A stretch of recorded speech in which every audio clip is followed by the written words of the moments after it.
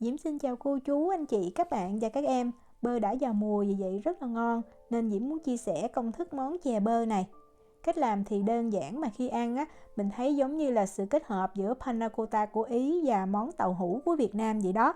Vừa béo, mềm và thơm ngon, ăn không hề bị ngán. Cách làm như thế nào? Thì bây giờ mình cùng vào bếp làm món chè trái bơ này với Diễm nha. Đầu tiên á, thì mình sẽ lấy một cái tô hoặc là một cái thau, mình cho nước lạnh vào ha. Để bây giờ mình đi ngâm gelatin. Gelatin á, thì Diễm dùng gelatin lá và công thức hôm nay á, mình cần 12 gram là 6 lá gelatin. Diễm dùng hiệu này. Còn nếu mà mình dùng gelatin bột á, thì mình dùng 12 gram nha. Gelatin lá thì mình ngâm vào trong nước lạnh như vậy và mình để 5 phút cho cái gelatin này nó mềm. Còn nếu mình dùng gelatin bột thì mình cho nước vừa đủ vào, mình khuấy đặc, sau đó mình mang hấp cách thủy cho tan là được. Bắt một cái nồi nhỏ lên bếp nè, rồi bây giờ mình đong vào đây 300ml nước. Cái lượng nước này thì bây giờ mình sẽ nấu với đường cho nó sôi lên, hoặc là vừa nóng cũng được, để mình ngâm gelatin vào đây cho gelatin nó tan. Đường thì Diễm cho 100g, thì Diễm thấy độ ngọt rất là vừa. Rồi mình bật lửa lên, mình để lửa lớn nha, và mình khuấy cho đường tan. Khi mà mình thấy đường tan cũng là lúc mà nước nó gần sôi á, thì mình nhắc khỏi bếp, mình không cần phải nấu cho thiệt là sôi đâu nha. Đó, Diễm thấy đường tan hết và nước bắt đầu nó sôi nhẹ lên như vậy thì mình nhắc khỏi bếp. Rồi mình lấy gelatin mình đã ngâm cho mềm, mình cho liền vào cái hỗn hợp nước đường còn đang nóng như vậy. Còn nếu mình dùng gelatin bột á, thì mình hấp cách thủy cho tan rồi mình cũng cho vào cái nước đường đang nóng. Mình khuấy ra, khi mà mình thấy gelatin nó tan hoàn toàn là được. Sau khi mình khuấy cho gelatin tan rồi thì mình lấy kem tươi 100g mình cho vào. Nếu mà mình không có kem tươi thì mình có thể dùng whipping cream hoặc là mình dùng nước cốt dừa cũng được luôn nha. Đó, mình khuấy thiệt là đều. Rồi bây giờ mình để ở đây cho cái hỗn hợp này nó nguội ha. Trong thời gian này thì mình sẽ đi chuẩn bị bơ. Tại vì là chè bơ mà thì chắc chắn phải có bơ rồi. Bơ thì mình lựa cái trái bơ, mình bóp nhẹ, mình thấy vừa mềm là Diễm thấy ngon nhất. Đừng có mềm quá hoặc cứng thì khi mà mình nấu cái bơ nó sẽ bị đắng. Bơ thì mình sẽ chẻ đôi ra như vậy. Sau đó mình sẽ lấy cái hộp bơ ra. Rồi mình cắt cái trái bơ, phân nửa trái bơ này ra làm đôi nữa. Thì mình gỡ cái vỏ nó ra rất là dễ. Và công thức hôm nay mình cần 150g bơ. Thì nếu mà mình không có cân thì mình tính một cái trái bơ ha. Rồi mình cho vào đây 50g sữa đặc có đường. Tiếp theo là 200g sữa tươi. Cái này là sữa tươi không đường, nguyên kem cho nó béo nó ngon. Rồi bây giờ Diễm xay cho thiệt là nhuyễn, mình dùng máy xay sinh tố cũng được luôn nha. Đó, mình xay sao cho mà nó nhuyễn như vậy là được. Rồi mình để ở đây, mình đi kiểm tra cái hỗn hợp nước đường và kem tươi xem nó đã nguội chưa. Khi mà Diễm đã thấy nguội hoặc còn ấm nhẹ tí xíu được nhưng mà không nóng nha. Tại vì nếu mà cái hỗn hợp này nó còn nóng mà mình cho bơ vào thì mình ăn mình sẽ có cái hậu bị đắng hoặc là đắng không có ngon. Diễm đã làm thử rồi. Vì vậy mình nên đợi nguội rồi mình hãy cho bơ. Và cho bơ vào thì mình khuấy thiệt là đều. Diễm có thử thay vì mình dùng gelatin thì mình dùng rau câu. Nhưng mà rau câu thì mình phải để cái hỗn hợp rau câu nóng. Vì vậy lúc mà cái hỗn hợp nó đặc lại Diễm ăn Diễm thấy có cái vị, cái hậu nó đắng không có ngon. Vì Diễm thấy món chè bơ này ngon nhất là mình dùng gelatin. Sau đó mình sẽ cho cái hỗn hợp bơ này ra khuôn. Thì tùy ở nhà mình có cái khuôn nào Diễm có cái khuôn này. Cái đường kính của nó là 8cm và cái chiều cao là 3cm. Thì với công thức hôm nay mình sẽ làm được 6 khuôn, tức là 6 phần chè.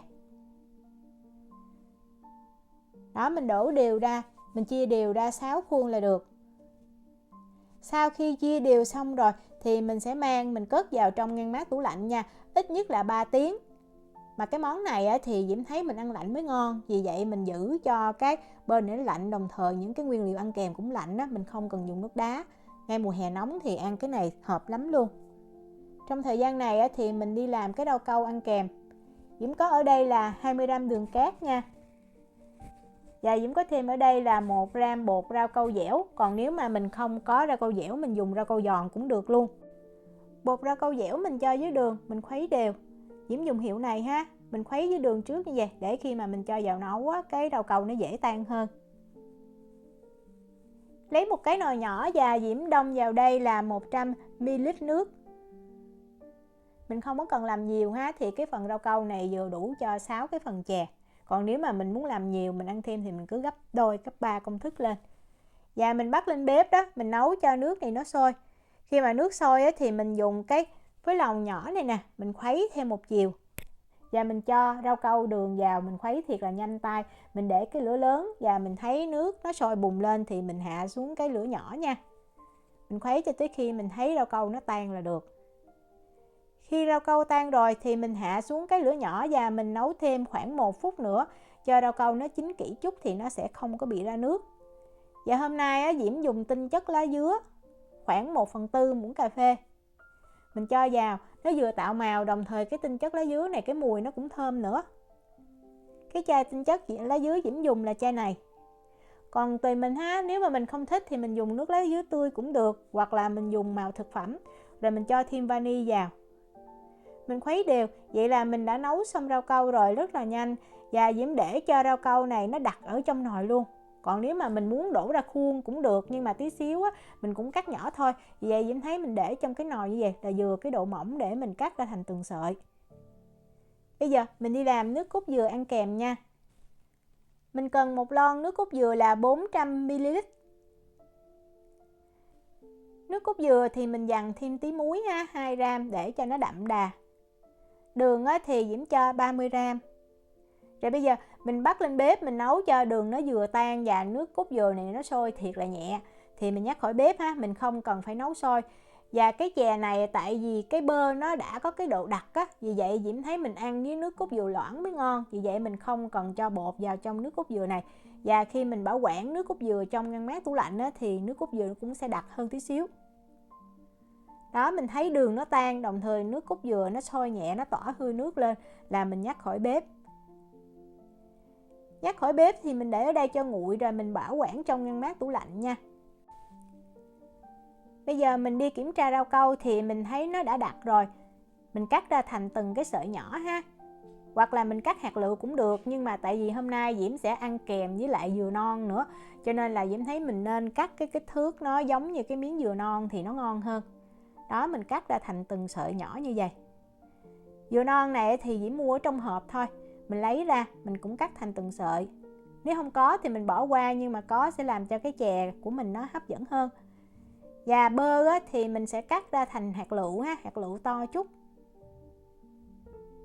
Mình lựa bơ vừa chín tới thì rất là ngon, nó không quá mềm mà cũng không có quá cứng. Đây là hỗn hợp bơ mà Diễm đã để trong ngăn mát tủ lạnh qua đêm luôn. Thật ra mình để 3 tiếng là nó đã đặc rồi, nhưng mà lúc Diễm làm thì cũng hơi trễ đó. Vì vậy Diễm để qua đêm. Và để lấy ra cho dễ thì mình chuẩn bị một cái tô nước sôi ha. Hoặc là nước thiệt là nóng.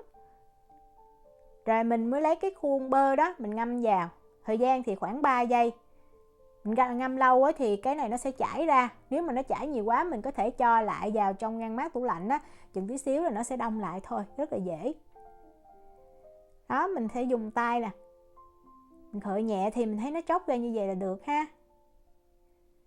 Rồi mình úp ngược ra. Cái này Diễm ngâm nước nóng hơi lâu nên nó hơi chảy xíu, nhưng mà Diễm thấy chảy ra giống như nó có cái sốt, nó cũng ngon. Với cái lượng gelatin là 12 gram này thì Diễm thấy á, cái hỗn hợp bơ này nó vừa tan trong miệng, nó mềm, nó hơi dai nhẹ thôi, ngon ha, không có bị cứng. Khi ăn á, thì mình chan nước cốt dừa lên. Nước cốt dừa thì mình chan nhiều tí xíu nha. Thì cái lượng của nước cốt dừa này mình chia ra làm 6 phần là vừa. Rồi mình cho cái rau câu nè. Tiếp theo mình sẽ cho dừa non mình đã cắt sợi. Và cuối cùng thì mình cho bơ. Còn nếu mà ăn được đậu phộng á, đậu phộng rang, mình có thể cho thêm đậu phộng rang cũng rất là ngon.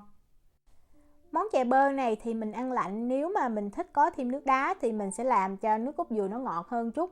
Còn Diễm làm nước cốt dừa này thì rất là vừa ăn luôn, không có ăn chung với đá. Diễm chúc cô chú, anh chị, các bạn và các em thành công với lại món chè trái bơ này. Nếu mà có thắc mắc gì thì cứ để lại lời nhắn hoặc là gửi tin nhắn cho Diễm.